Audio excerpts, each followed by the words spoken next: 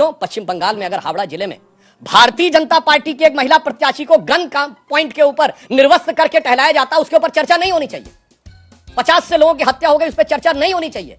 राजस्थान में उनके साथ रेप करके एसिड डाल दिया जाता, उस पर चर्चा नहीं होनी चाहिए। फिर उसके सीमित दायरे को पूरा तरह बढ़ाइए और ईमानदारी से चर्चा करिए, उसको राजनीति के तराजू पर मत तौलिए। और मुझे दुख तब होता है जब महिलाओं के प्रति संवेदना वाले ये लोग वो हैं जो केरल स्टोरी में कहते हैं कि यह तो ऐसा कुछ हुआ ही नहीं था, जबकि इनके खुद के मुख्यमंत्री 300 केस का उदाहरण केरल के सदन के पटल पर दे चुके थे। ये तो वो लोग हैं जब इस देश में एक ऐसा भी दौर आया, ऐसा दुर्दांत दौर, जब कश्मीर में लाखों लोगों से कह दिया गया चले जाओ और अपनी बेटियों को छोड़ जाओ। चर्चा का एक सदन के अंदर एक नियम है, एक विधान है कि आप इतने लंबे समय तक चर्चा करेंगे और उसके बाद उसका निष्कर्ष आएगा।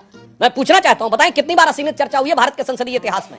और जहां तक इस घटना की बात है, जो वेदना और कष्ट और आक्रोश प्रधानमंत्री जी ने व्यक्त किया है वो देश के सामने है, मगर उसी के साथ मन में यह भी कष्ट होता है कि ये वो लोग हैं जिन्होंने मात्र चंद महीने पहले मणिपुर हारने के बाद यह कहा था कि मणिपुर तो छोटा राज्य है, उससे कोई खास फर्क नहीं पड़ता।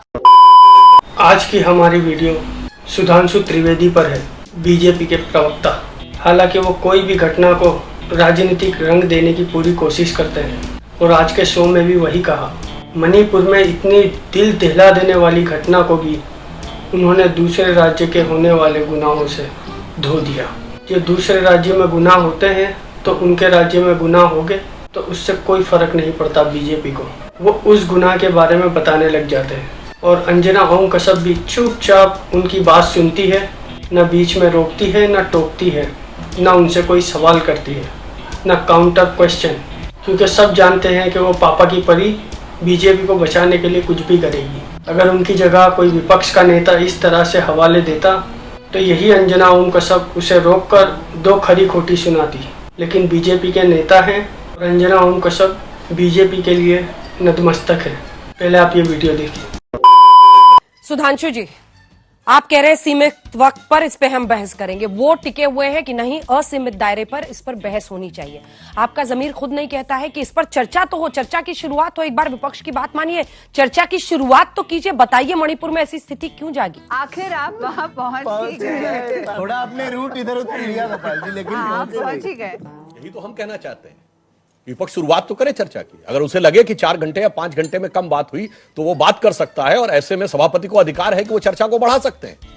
एक नहीं, ऐसे दर्जनों उदाहरण है। मैं बताना चाहता हूं कि एक नहीं, हर संसद सत्र से पहले कोई ना कोई ऐसा विषय आता है, और इन्होंने आज तक पिछले 6-7 संसद सत्र बताइए जिसमें किसी को भी चलने दिया हो। बताइए कभी टेबल पे खड़े होकर किताबें फेंकी गई हैं, माइक उखाड़े गए हैं। इवन राज्यसभा के उपसभापति ने कहा हिंसक हमला उनके ऊपर किया गया है, किताब फेंक के चेयर के ऊपर मारी गई है।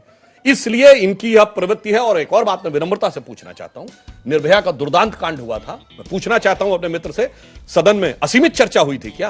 वाह बेटा, लगता है तुम गू खा के ही मानोगे। हर चर्चा का एक सदन के अंदर एक नियम है, एक विधान है कि आप इतने लंबे समय तक चर्चा करेंगे और उसके बाद उसका निष्कर्ष आएगा। मैं पूछना चाहता हूं, बताएं कितनी बार असीमित चर्चा हुई है भारत के संसदीय इतिहास में?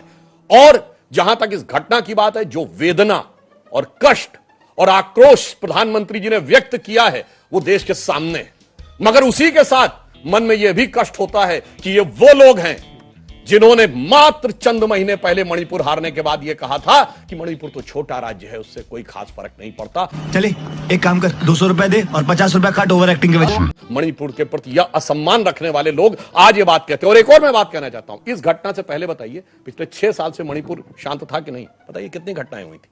उससे पहले बरसों तक क्या स्थिति मणिपुर में रहती थी? 2003 से 14 के बीच में 772 लोग मारे गए थे इंसर्जेंसी में मणिपुर में, और उसके बाद आज की यह स्थिति आई। और फिर मैं कहना चाहता हूं, यदि महिलाओं के प्रति संवेदनशीलता है, देश की संसद को सब होनी चाहिए।